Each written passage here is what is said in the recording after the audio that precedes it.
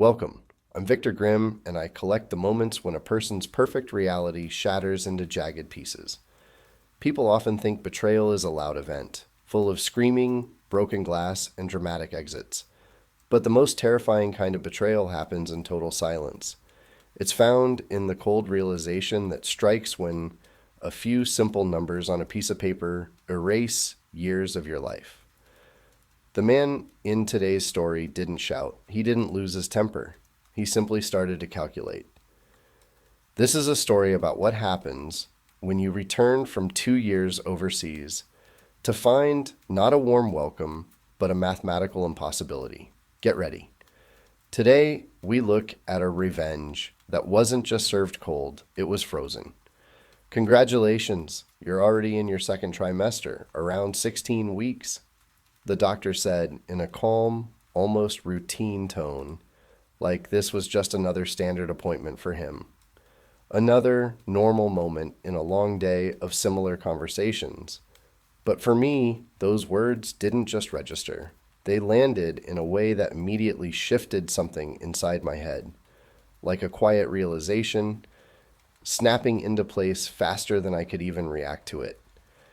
I didn't answer right away, not because I didn't understand what he said, but because I understood it too clearly, and there's a strange kind of silence that happens when your brain processes something before your emotions can catch up, when you're still sitting there in the same chair, in the same room, looking at the same people, but internally everything has already changed.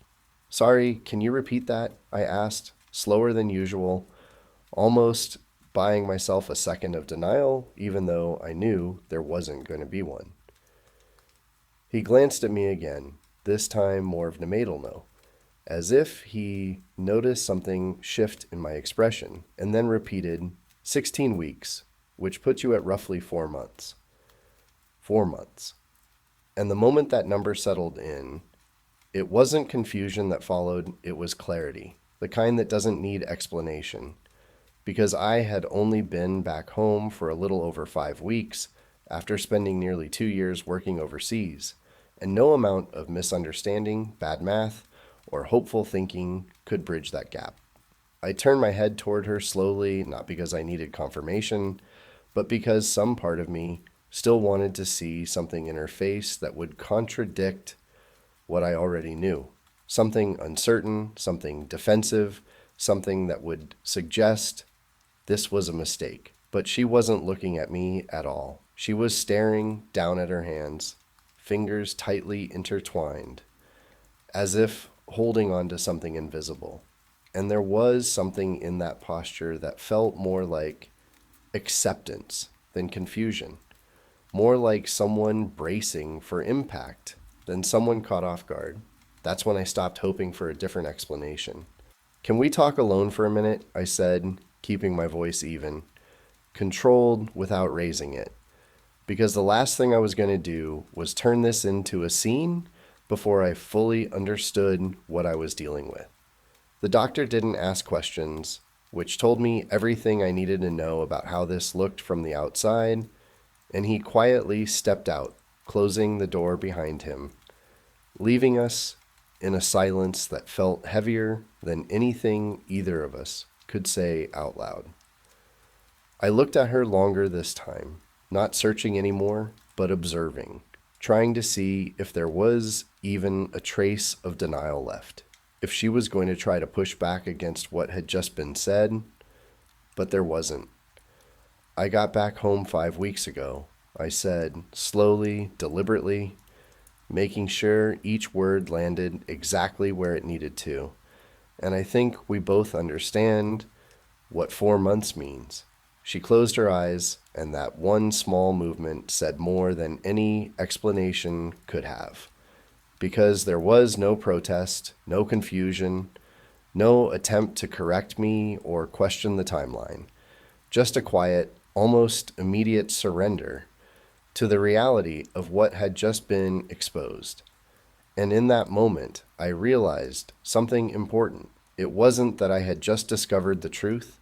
It was that she had been living with it long enough to stop fighting it. If you step back just a few days before that doctor's office, nothing about my life looked like it was about to collapse in such a precise and irreversible way.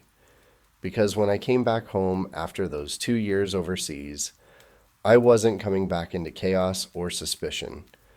I was coming back into something that, at least on the surface, still resembled the life we had planned together, even if it felt slightly colder, slightly more distant, like something had shifted just enough to notice, but not enough to question.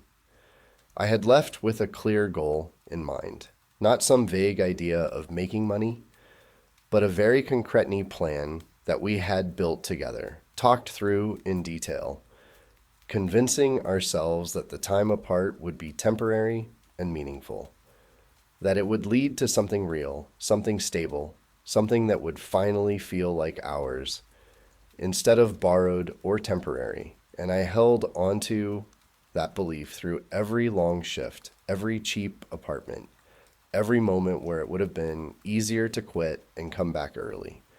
When I returned, I expected things to be a little awkward, a little off balance, because that's what happens when two people try to reconnect after being apart for so long. And at first, that's exactly what it felt like. Nothing dramatic, just small things, conversations that didn't flow as easily, moments where silence stretched a bit too long, a sense that we were both trying but not quite landing in the same place. Still, I didn't question it because I had no reason to, and more importantly, I didn't want to, because doubt only exists when you're willing to look for it, and I wasn't. We spent time together, went out, stayed in, tried to rebuild what we had, and yes, we slept together. Not constantly, not passionately like before, but enough that when she told me she was pregnant, my first reaction wasn't suspicion. It was acceptance, because from my perspective, it made sense. Looking back, that's what bothers me the most. Not that I didn't see it, but that I didn't even try to. That night after the doctor's appointment, when she finally fell asleep, I stayed up not because I was overwhelmed emotionally, but because I needed to understand exactly what had happened. And there's a difference between reacting to a situation and analyzing it. And I had already made the decision that I wasn't going to let this turn into something messy or impulsive. I opened my laptop and pulled up my work calendar, which had every detail of my life over the past 2 years. Every flight, every project, every location. And I started going through it slowly, methodically, not looking for answers, but confirming what I already knew. If she was 4 months pregnant, then the timeline pointed to midwinter, somewhere around January. And when I checked that period, there wasn't a single gap, not a single day where I had been home, not even briefly, which meant that whatever happened entirely in my absence. After that, I did something I had never done before, not because I didn't have access, but because I never felt the need to. I went through her social media, her photos, her stories, not casually, but carefully, paying attention to dates, patterns, recurring faces, small details that wouldn't stand out unless you were actively looking for them. At first, it looked like nothing unusual, just normal life, friends, outings, casual moments. But the longer I looked, the more I started noticing something subtle but consistent. A pattern that didn't feel accidental, because there was one person who kept appearing over and over again, not in a way that screamed something is wrong, but in a way that quietly repeated itself enough times to become impossible to ignore. I started cross-checking dates, matching them with my own timeline, and with each match, the picture became clearer, more defined, less open to interpretation, because coincidence only works up to a certain point, and after that, it becomes something else. Then I remembered conversations, small things she had said while I was away, moments I hadn't paid attention to at the time because they didn't seem important. And suddenly, those moments shifted, not changing in themselves, but changing in meaning, like seeing the same scene from a different angle. And the more I put these pieces together, the less this looked like a single mistake. Because mistakes don't build patterns. They happen once and break. But this had structure, repetition, familiarity, and that's when I stopped trying to give her the benefit of the doubt. Because at that point, the question wasn't, did something happen? The question was, how long has it been happening? And even before I said the name out loud, I already knew who it was, not because I had definitive proof at that moment, but because sometimes the answer is so obvious that your mind resists it, not because it's unclear, but because it's too clear. It was someone who had been around the entire time I was gone. Someone I trusted without hesitation. Someone who knew everything about us, about me, about our plans, about the distance, about the timing. Someone who didn't need an opportunity because he was already inside our lives, my best friend. And once that realization fully settled in, something shifted in me again. Not into anger, not into panic, but into something Garazdaboli controlled.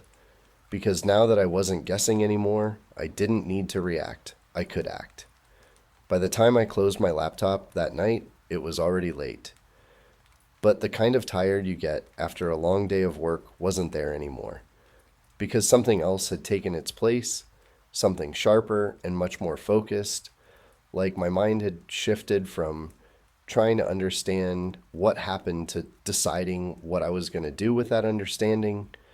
And that shift changed everything about how I moved through the next day.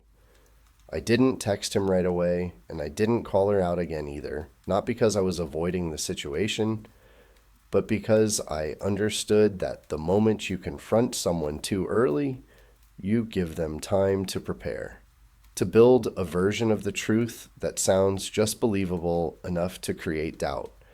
And doubt was the one thing I was no longer willing to entertain. Not after everything had already lined up as clearly as it had.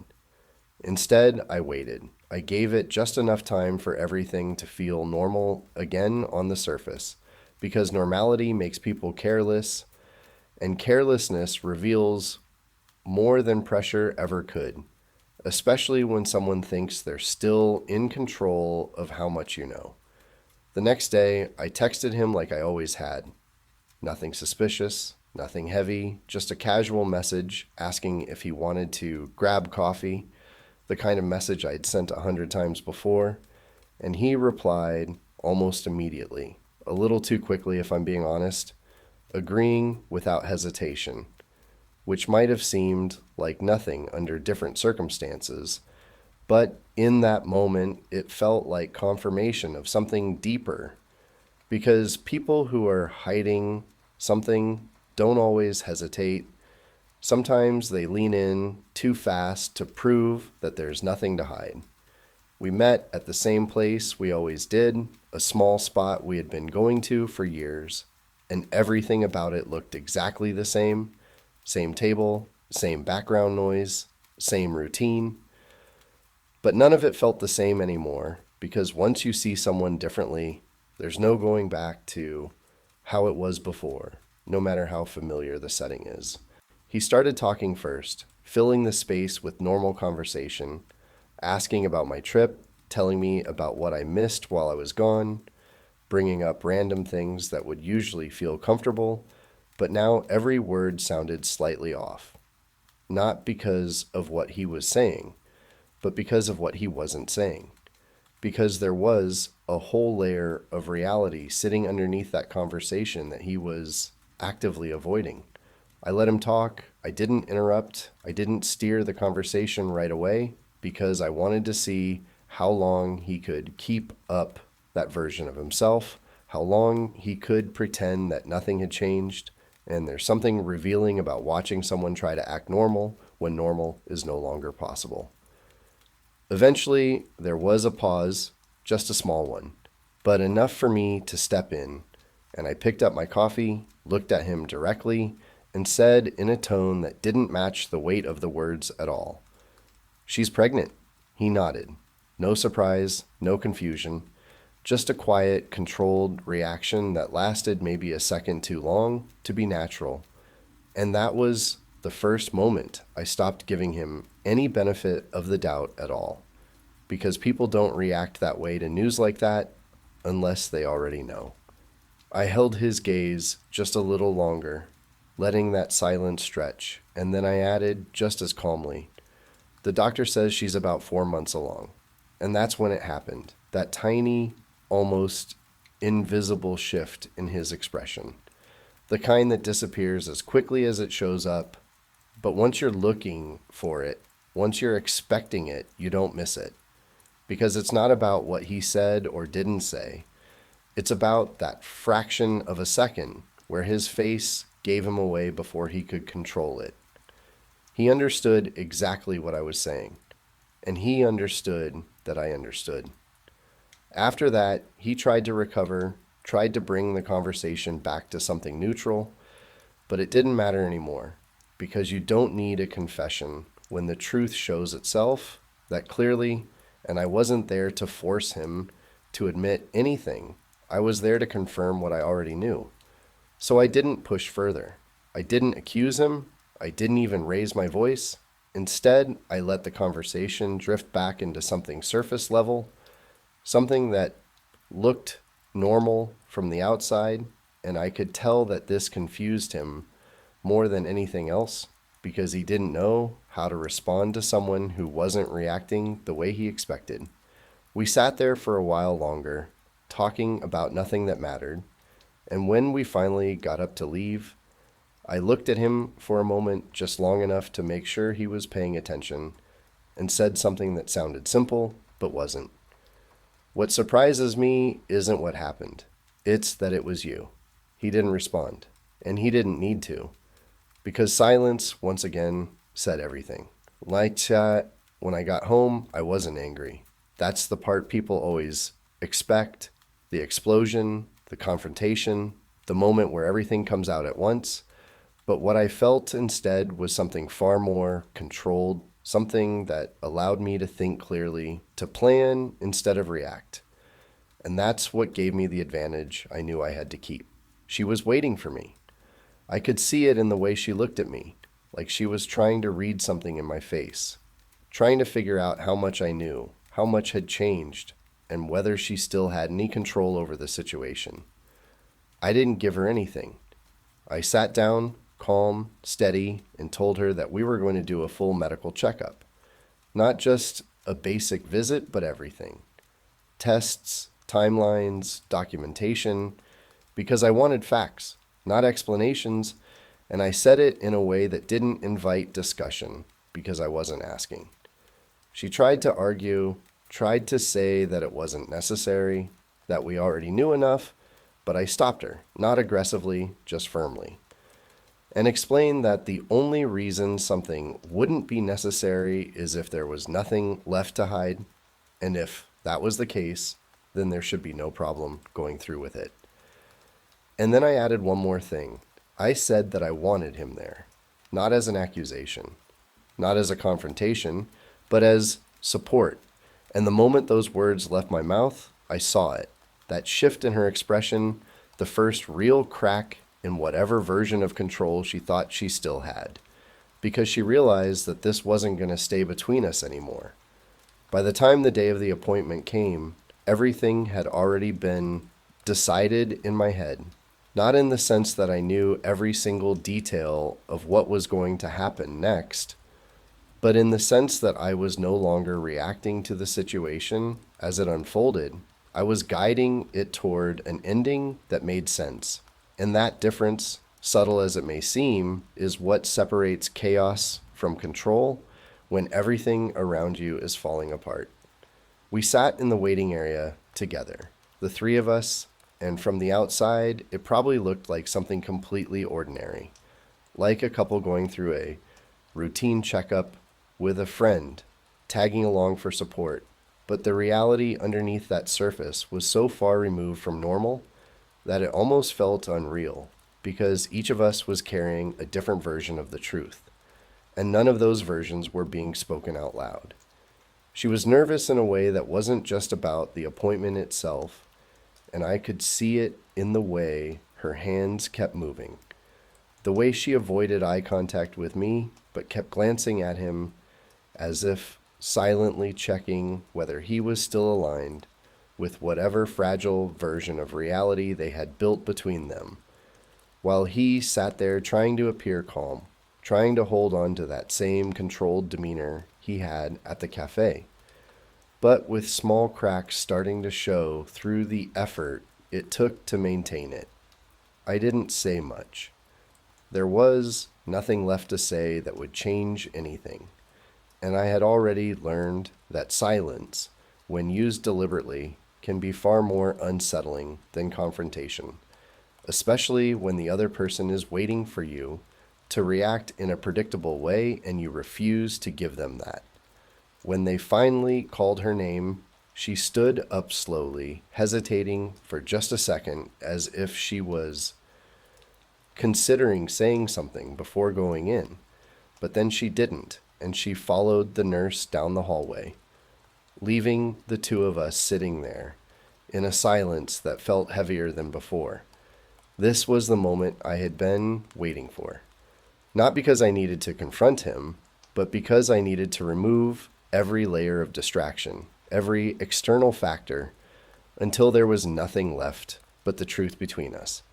I leaned back slightly, looked at him, and spoke in a calm, almost conversational tone that didn't match the weight of what I was saying.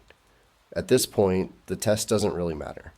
He frowned, just slightly, not fully understanding, or maybe pretending not to, but I didn't stop there. The difference between proof and truth, I continued, is that truth exists whether you admit it or not, and proof just forces everyone else to see it. He stayed quiet, and that silence confirmed everything more clearly than any words could have. I already know what happened, I said, not accusing, not raising my voice, just stating it as a fact because that's what it had become by then. Something that didn't require emotion to validate it. For the first time since this whole thing started, he didn't try to deflect, didn't try to play it off, didn't even try to ask what I meant because he understood that we were past that point. And there's a certain kind of fear that shows up when someone realizes they're no longer controlling the narrative. And I could see it in the way his posture shifted, in the way he avoided meeting my eyes. But I wasn't there to get a confession. I was there to finish what I had started. The results came in a few days later, and they said exactly what anyone paying attention already knew, expressed in the cold, clinical language that leaves no room for interpretation, no space for excuses, no version of reality where things could still be explained away. Probability of paternity. 0%. I didn't call her. I didn't confront him again. I didn't even bring it up in a conversation. Instead, I gathered everything, not just the test results, but the timeline, the dates, the patterns, the pieces that had come together over those days of quiet observation, and I put it all into something structured, something clear, something that told the entire story without needing my voice to explain it. And then I sent it to the one person neither of them expected me to involve, his wife, because the truth, when it only exists between the people who created the lie, is easy to manage, easy to reshape, easy to survive. But once it reaches someone who was never supposed to be part of it, someone who has no reason to protect it, no incentive to keep it contained, it stops being a secret and becomes a consequence. She called me first. Her voice wasn't angry at the beginning. It was confused, trying to understand, trying to connect the pieces that didn't make sense, and I didn't need to add anything to what I had already sent because the evidence spoke for itself. Then he called, and for the first time, there was no control in his voice, no calm, no carefully measured tone, just something raw, and unstable that hadn't been there before, because now the situation had moved beyond anything he could manage or contain. I didn't answer either call. There was nothing left to say. A week later, I packed my things. Not in a dramatic way, not in anger, not as some final statement meant to hurt her, but simply because there was no reason to stay in a place that no longer had anything to do with me, and I had no interest in dragging this out longer than necessary. She tried to talk. She tried to explain. She said things that people always say when they realize the consequences are real and irreversible. But explanations at that point are not about truth, they're about reducing impact. And I had already decided that this was one situation where the impact needed to remain exactly as it was. I didn't argue. I didn't respond. I just left. The last thing I heard before completely cutting that part of my life off was that everything fell apart exactly the way situations like this usually do, when the truth is no longer contained because whatever they thought they had built in secrecy didn't survive exposure. And what started as something they probably convinced themselves was just one mistake ended up costing both of them far more than they ever expected. And there's a certain kind of irony in that outcome that doesn't need to be emphasized because it speaks for itself. The truth is, revenge doesn't always look like anger or shouting or trying to hurt someone the way they hurt you. Sometimes revenge is simply making sure the truth reaches the one place it was never meant to reach, and then walking away, without noise, without closure, without giving anyone the chance to rewrite what happened. Because the strongest position you can take is not proving you were right. It's making it irrelevant whether anyone else admits it or not. And that is how fairy tales built on lies finally end. Many might ask, was it too cruel to destroy the friend's family as well? But let's be honest, destruction is the work of liars. The man in this story didn't create the wreckage. He just turned on the light so everyone could see it. When he closed the door to that apartment, he wasn't just leaving a woman, he was leaving an illusion. And perhaps that is the highest form of freedom, when you no longer care if they admit what they did, because you have the truth, and the truth doesn't need an advocate. I'm Victor Grimm. Guard your trust carefully. It's far too expensive to gift to those who can't count the days of your absence. Until the next story.